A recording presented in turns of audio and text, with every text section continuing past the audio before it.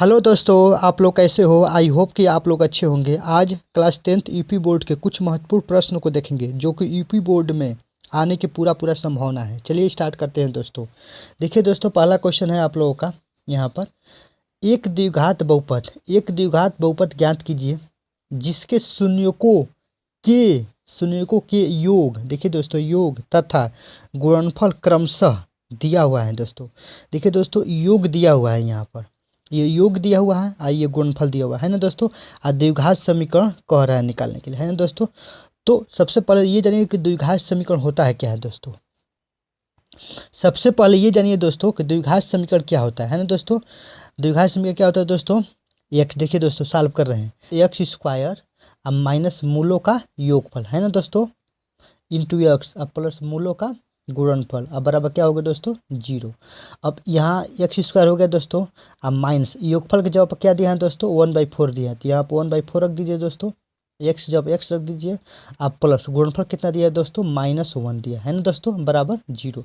बस इसको हल करिए दोस्तों, तो कितना हो जाएगा, ये आपका हो जाएगा दोस्तों 4x स्क्वायर अब माइनस एक्स और क्या हो जाएगा दोस्तों, -4 अब बराबर क्या हो गया दोस्तों, 0।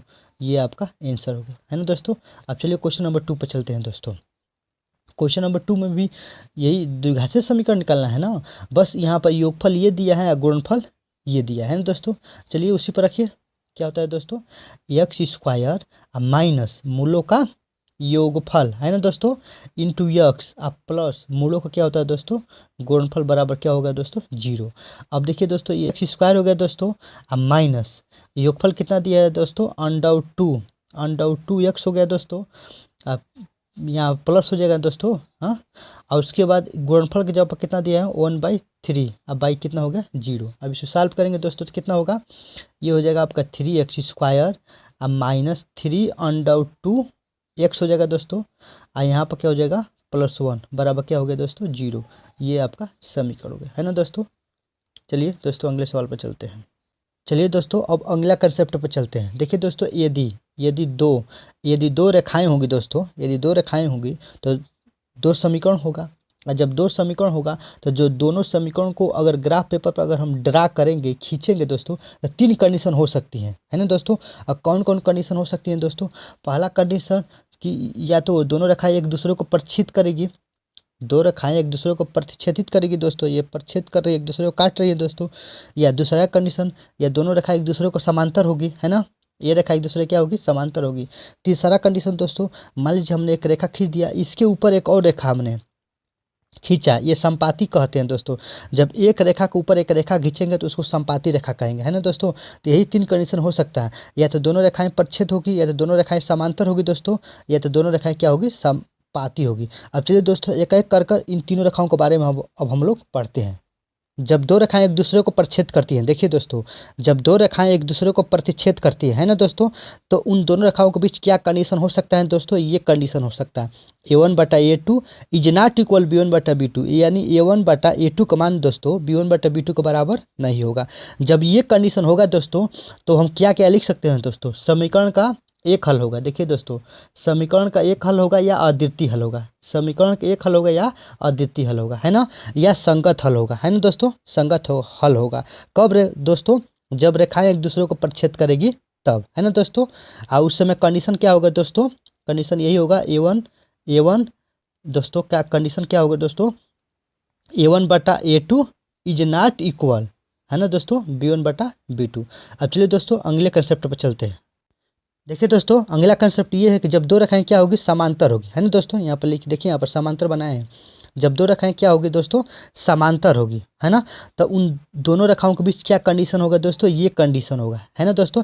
यानी A1/A2 बराबर होगा B1/B2। और B1/B2 दोस्तों C1/C2 का क्या बराबर नहीं होगा, है ना दोस्तों।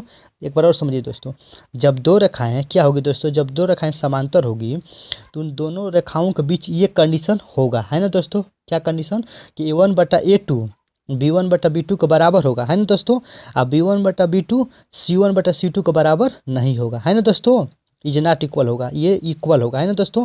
अब उस कंडीशन में क्या हो सकता है दोस्तों, समीकरण का कोई हल नहीं होगा, है ना दोस्तों।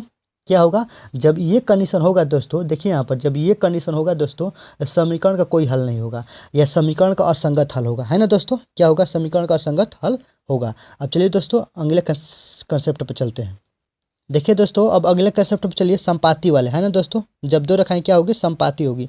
देखिए दोस्तों जब दो रेखाएं संपाती होती हैं तो रेखाएं के बीच क्या कंडीशन होता है दोस्तों, ये कंडीशन होता है ना दोस्तों। अब संपाती रेखाएं किसे कहते हैं दोस्तों, देखिए यहाँ पर हमने एक रेखा खींच दी है ना दोस्तों, हमने देखिए दोस्तों हमने एक रेखा खींच दिया है ना दोस्तों। अब इसी रेखा के ऊपर एक और रेखा खींच देंगे। देखिए दोस्तों इसी रेखा के ऊपर हमने एक रेखा खींच दिया ना।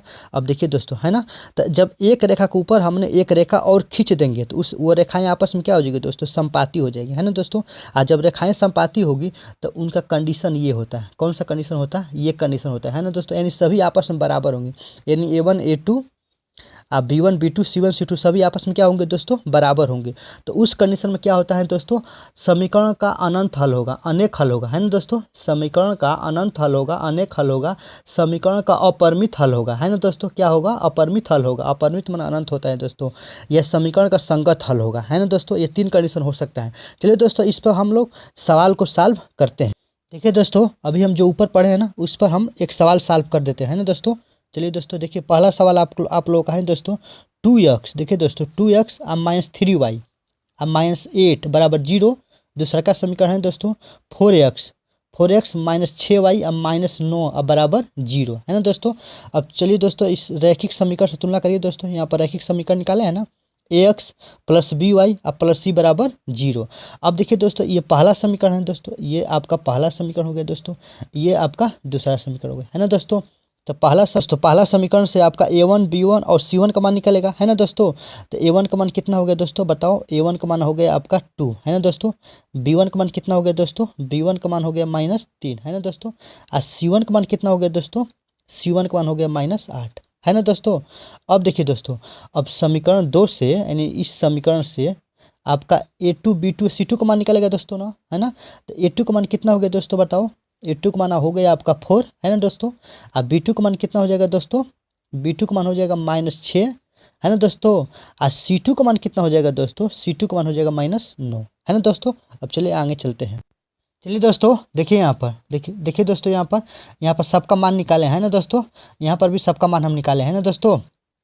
A1 का B1 का C1 का A2 का B2 का C2 का मान यहाँ पर निकाल दिए हैं।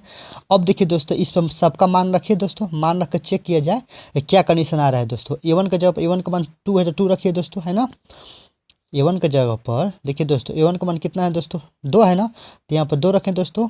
और A2 का मान कितना है दोस्तों, A2 का मान आप 4 है तो 4 रखें, है ना दोस्तों। बराबर की जगह बराबर लगाएं। अब B1 का मान कितना है दोस्तों, -3 रखें, है ना। अब यहाँ पर B2 का मान कितना है दोस्तों, B2 का मान -6, यहाँ पर -6 रख दें, है ना दोस्तों। अब यहाँ देखिए दोस्तों C1 का मान कितना है दोस्तों, -8, है ना दोस्तों। और C2 का मान कितना है दोस्तों, -9, है ना दोस्तों। अब चलिए इसको सॉल्व करें। ये 2 एकम में 2 2 2 निके कितना हो गया दोस्तों, 4, है ना दोस्तों। 3 एकम में 3 3 2 निके 6, है ना दोस्तों। ये माइनस माइनस कैंसिल, ये इसमें तो कोई कट नहीं रहा है दोस्तों, तो ये माइनस माइनस कटा दीजिए। अब क्या बचा दोस्तों, 1/2 बचा, ये ना बचेगा दोस्तों। अब बराबर 1/2 बचा दोस्तों। उसके बाद कितना बचा दोस्तों, 8/9, यही ना बचा दोस्तों। अब देखिए यहाँ पर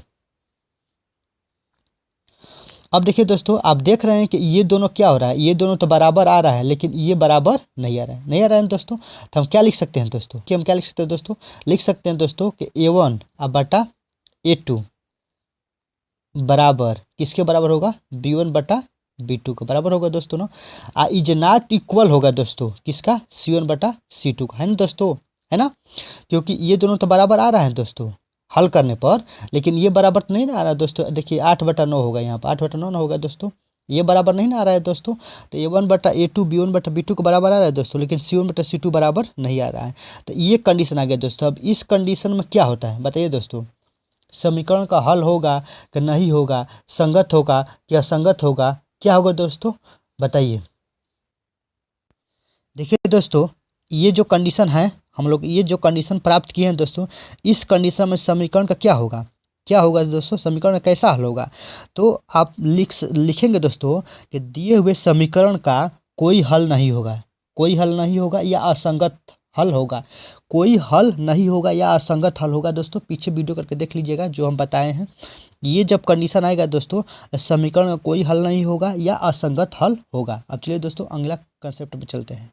ये सवाल है, बिना लंबी विभाजन प्रक्रिया किए बिना बताइए कि निम्नलिखित प्रमेय संख्याओं के दशमलव प्रसार शांत हैं। देखिए दोस्तों, शांत हैं या अशांत आवर्ती है ना दोस्तों। अब अशांत को हम लोग अनवसानी आवर्ती भी कहते हैं दोस्तों, है ना। ये शांत है ही है, या अब अशांत हुआ दोस्तों, अशांत को हम लोग अनवसानी आवर्ती भी कहते हैं, है ना दोस्तों। तो एक बात ध्यान दीजिए दोस्तों, यही पूछ रहा है दोस्तों, कौन सा शांत होगा कौन सा अशांत होगा, है ना दोस्तों।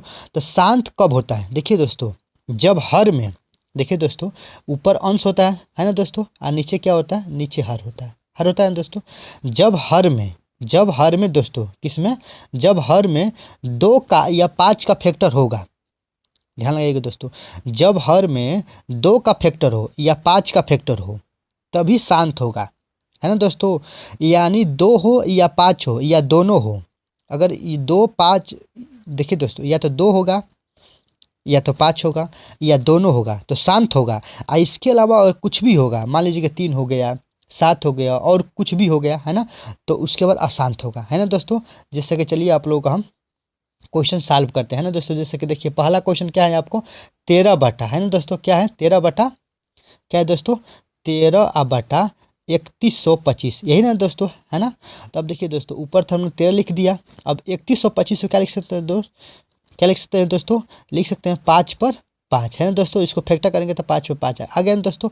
अब देख रहे हैं कि हर में 5 का फैक्टर बन गया ना दोस्तों, हर में किसका फैक्टर बन गया दोस्तों, 5 का फैक्टर। तो क्या हो गया दोस्तों, ये शांत हो जाएगा, क्या हो जाएगा दोस्तों, शांत हो जाएगा, है ना दोस्तों। अब चलिए, अब हम लोग दोस्तों दूसरे पर चलते हैं, है ना दोस्तों। अब बी नंबर क्या है दोस्तों, ये बी नंबर है ना दोस्तों। अब बी नंबर क्या है दोस्तों, 17 बटा 8 है ना दोस्तों।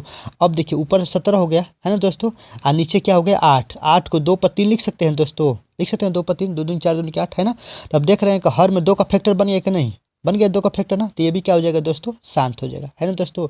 अब चलिए क्वेश्चन नंबर, अब इस क्वेश्चन नंबर सी पर चलते हैं। देखिए दोस्तों क्वेश्चन नंबर 3 पर चलते हैं। ऊपर क्या है दोस्तों, ऊपर आपका 23 है ना, और नीचे देख रहे हैं दोस्तों कि 2 का भी फैक्टर है और 5 का भी फैक्टर है।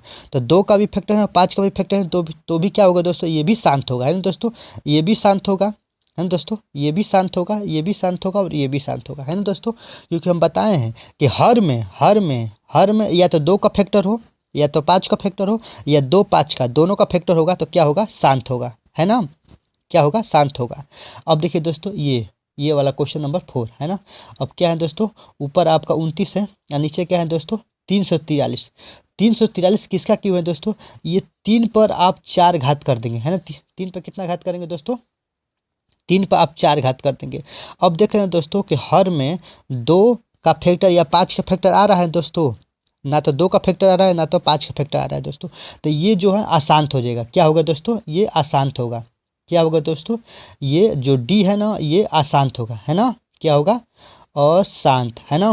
क्यों अशांत होगा, क्योंकि हम बताए हैं दोस्तों कि हर में 2 या 5 का फैक्टर बनेगा तो शांत होगा, और इसके अलावा और कोई भी फैक्टर बनेगा तो अशांत होगा। तो यहाँ पर ना तो 2 है ना तो 5 है, यहाँ पर क्या है ना दोस्तों 3 है, तो ये क्या हो गया दोस्तों, अशांत हो गया। अब चलिए दोस्तों अगले क्वेश्चन पर चलते हैं। देखिए दोस्तों अब क्वेश्चन नंबर क्या है, अब क्वेश्चन नंबर 6 बटा 15 है ना दोस्तों। एक काम करिए, ये तो कट जाएगा, पहले इसको कटा दीजिए, 3 से कटाइए, 3 दूनी के 6 और 3 पचे 15, क्या हो गया दोस्तों, 2 बटा 5 है ना दोस्तों। हर में आपका 5 आ गया कि नहीं दोस्तों, हर में 5 आ गया ना, तो क्या हो जाएगा दोस्तों, ये शांत हो जाएगा, है ना दोस्तों। तो आशा करते हैं कि दोस्तों को शांत और शांत आप लोगों को समझ में आ गया होगा। शांत उसे कहते हैं दोस्तों, शांत उसे कहते हैं, है ना दोस्तों, जब भी हर में या तो 2 का फैक्टर बने या 5 का फैक्टर बने तो शांत होगा। इसके अलावा अगर मान लीजिए कि दोस्तों 3 हुआ, 7 हुआ, यानी और कुछ भी जिसका भी फैक्टर बनेगा वो क्या होगा दोस्तों, वो अशांत हो जाएगा, है ना दोस्तों, क्या होगा, अशांत होगा। अगर वीडियो पसंद आए तो लाइक कर दीजिएगा, चैनल पर नए आए हो तो सब्सक्राइब कर दीजिएगा दोस्तों, क्योंकि वीडियो बनाने में बहुत मेहनत लगती है दोस्तों। जय हिंद।